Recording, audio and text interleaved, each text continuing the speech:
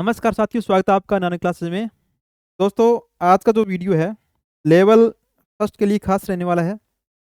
इस वीडियो में अपने करने वाले हैं रीट लेवल जो मुख्य परीक्षा आपकी फरवरी 2023 में हुई थी। इसमें साइंस के कितने प्रश्न आए थे, कौन कौन से प्रश्न पूछे गए थे, इसका सिलेबस क्या है और आने वाले एग्जाम में जो मुख्य परीक्षा होनी है उसके लिए क्या रणनीति रहेगी, ताकि आप साइंस के 5 में से 5 प्रश्न हल कर सकें। इसकी चर्चा अपन इस वीडियो में करने वाले हैं, क्योंकि पिछली बार 5 प्रश्न आए थे।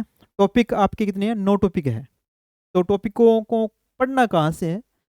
क्योंकि कई व्यक्ति के पास पिछली बार मैंने देखा था, बाजार से में बहुत सारी गाइडें मिलती हैं, गाइड लेके आए, जैसे भी प्रश्न नहीं आए। क्योंकि जो प्रश्न बनते हैं कहाँ से बनते हैं, क्लास, बार बार मैं कह रहा हूँ, चाहे मैथ है चाहे साइंस है, रीट लेवल 1 के लिए क्लास 6 से लेकर 10th तक की जो बुक है, साइंस की है चाहे मैथ की है, उनको अगर आप अच्छी तरह से पढ़ लेते हो, जो आपके टॉपिक दे रखे हैं, जरूरी नहीं है कि पूरी पढ़नी है आपको।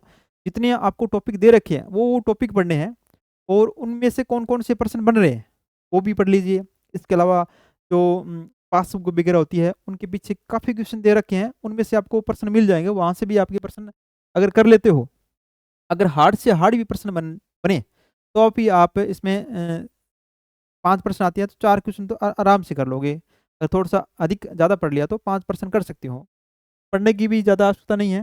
अगर आप रोज़ाना, ज़्यादा नहीं तो 30 या 40 मिनट साइंस को दे रहे हो, रेगुलर दे रहे हो, अगर टॉपिक एक बार कंप्लीट हो जाती है उसके बाद टाइम थोड़ा 20-20 मिनट कर दो, 30-30 मिनट कर दो, क्योंकि काफ़ी टॉपिक है आपके रीट लेवल 1 के अंदर, छोटे छोटे भागों में डिवाइड किया गया है। हालांकि संभव नहीं है कि आप प्रत्येक टॉपिक को एक एक घंटा दो, ऐसा नहीं है।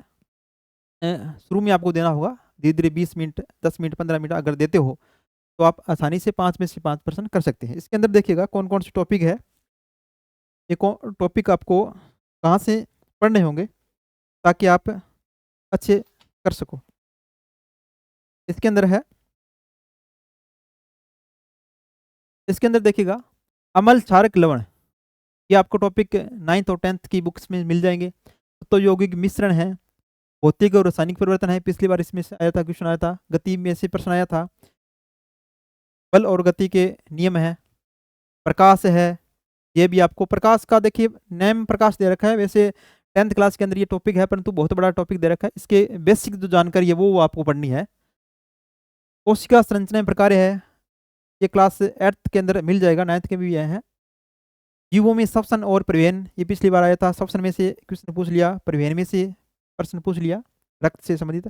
और जंतुओं का जनन है। ये सारे के सारे टॉपिक आपको क्लास 6 से लेकर 10th क्लास की बुक है, उनमें से जो जो टॉपिक दे रखे हैं उनमें नोट्स बनाओ, खुद नोट्स बनाओ, गाइडों के भरोसे मत रहो। क्योंकि बाजार में जब जाओगे पुस्तक लेने, काफ़ी गाइडें आपको मिल जाएगी, जरूरी नहीं है कि वो आपको लिए सहायक हो, आपकी क्वेश्चन सही करवाए, परंतु क्लास 6 से लेकर 10th क्लास की जो बुक है वो आपका प्रश्न सही करवा सकती है।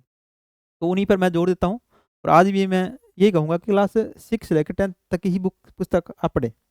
अब देखिए कि प्रश्न कौन कौन से थे आपके, प्रश्न जो आए थे। पहला प्रश्न आया था भौतिक परिवर्तन पर, क्योंकि रासायनिक और भौतिक परिवर्तन वाला आपका टॉपिक है, वो बहुत ही आसान है, एकदम आसान है। एक दो दिनों में के मैं नोट्स तैयार कर रहा हूँ, साथ में एक वीडियो भी अच्छी लेके आने वाला हूँ, रीट लेवल 1 के लिए और 2 के लिए, दोनों के लिए रहेगी। इसमें देखिएगा भौतिक परिवर्तन है, निम्न में से कौन सा भौतिक परिवर्तन है, ये प्रश्न आया था भाई साहब। देखिए भौतिक परिवर्तन है, 4 ऑप्शन आपके पास है, दोनों में चलेगी, इंग्लिश और हिंदी में, ताकि आपको किसी प्रकार की कन्फ्यूजन ना हो। जो प्रश्न रहेंगे साइंस के वो हिंदी और इंग्लिश दोनों में रहेंगे, ताकि तो ज़्यादा थोड़ी बहुत इंग्लिश भी आती है, बहुत सी अभ्यर्थी है 12th के बाद, 12th तक इंग्लिश थी, इंग्लिश मीडियम पढ़े हैं और उसके बाद उन्होंने BSTC किया, तो इंग्लिश भी उनके लिए अच्छी रहेगी। ये मैग्नीशियम तार का जलना, गर्म करने पर पीटी का मतलब क्या, प्लेटिनम तार का चमकना है। अम्लीकृत जल का विद्युत अपघटन, और चूने के पानी में कार्बन डाइऑक्साइड प्रवाहित करना।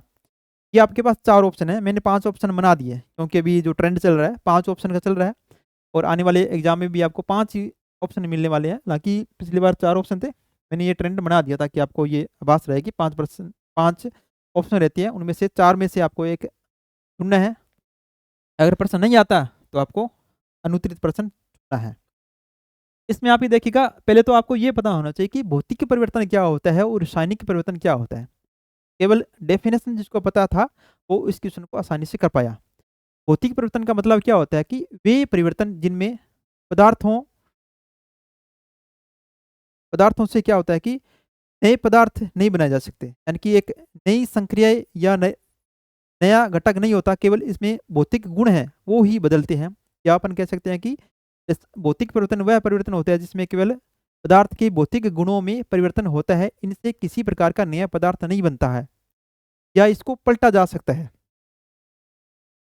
जैसे मैग्नीशियम तार का जलना, ये क्या हो गया, जल रही है, जलने की क्रिया आ गई, जल रहा है, तो ये क्या हो गया, रासायनिक परिवर्तन हो गया। ये क्या है, रासायनिक परिवर्तन।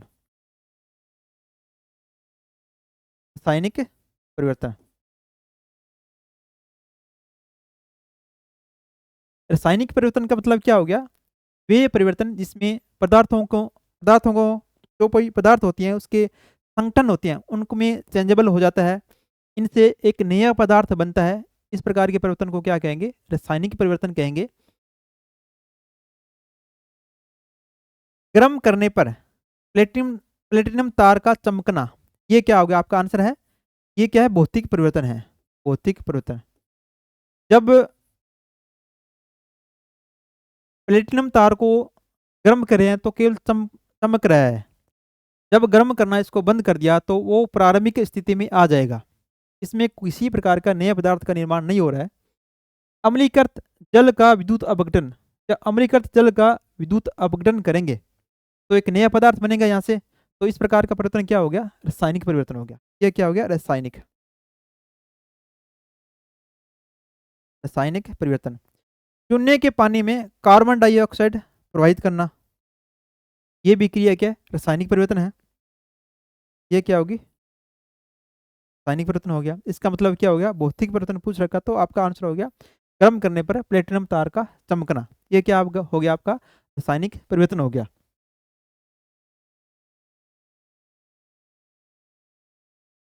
नेक्स्ट आपका है, नेक्स्ट प्रश्न आपका आया था, रुधिर में उपस्थित प्रतिसंगंधन जो कि प्रोथ्रोम्बिन के संकीर्ण को रोकता है, क्या कहलाता है। एक प्रश्न ये आया था, चार ऑप्शन आपके पास है, इप्रिन है, फाइब्रिन है, हिस्टामिन है, साइटोकाइन है या अनुत्तरित प्रश्न है। तो इसका आंसर क्या हो जाएगा, हिप्रिन। हिप्रिन क्या करता है, हिप्रिन का कार्य क्या होता है कि रक्त के अंदर प्रोथ्रोम्बिन जो होते हैं इसकी संकीर्ण को रोकता है, जिसकी वजह से रक्त का थक्का है जो बनने की क्रिया धीमी हो जाती है या इसकी रक्त का थक्का नहीं बन पाता है। इसकी वजह से इसका आंसर क्या हो जाएगा, हिप्रिन हो जाएगा। नेक्स्ट है, एक ये था कि बल पर और गति पर दोनों पर ये मिक्स क्वेश्चन दे दिया। यदि किसी पिंड पर कार्यरत बल शून्य है तो उसका संवेग क्या होगा। यहाँ से जिसको भी पता था कि संवेग क्या होता है वो क्वेश्चन आसानी से कर पाया। संवेग का मतलब क्या होता है, संवेग के लिए एक फॉर्मूला होता है, P बराबर mv।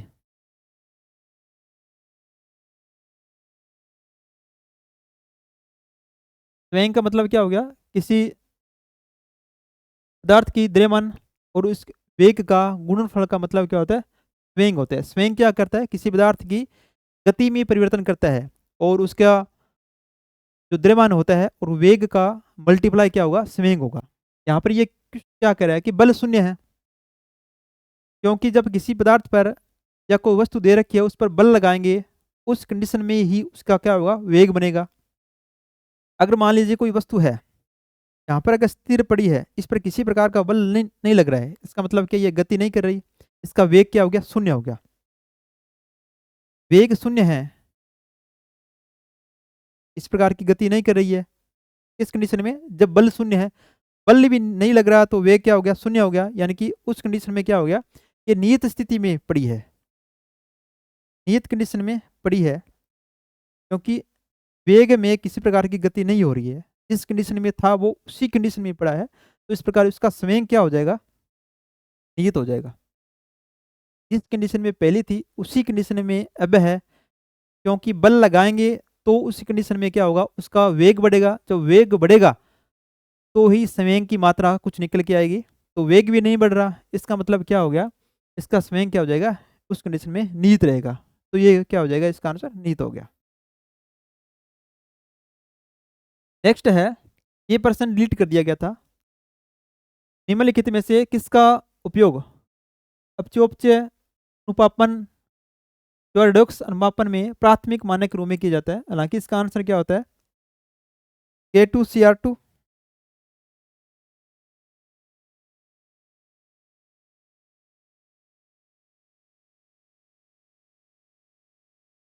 इसका आंसर है K2Cr2O7, यानी कि पोटेशियम डाइक्रोमेट है, इसका आंसर सही था। अब किस वजह से इसको किया गया, या तो पर आउट ऑफ सिलेबस के आधार पर किया होगा, क्योंकि ये आपके टॉपिक रासायनिक अभिक्रिया वाले ये टॉपिक आपके नहीं है, उसकी वजह से किया होगा। हालांकि इसका आंसर तो K2Cr2O7 आ रहा है। इसमें देखिएगा इसके अलावा कौन कौन सी है जो रेडॉक्स अनुपापन में करता है, ये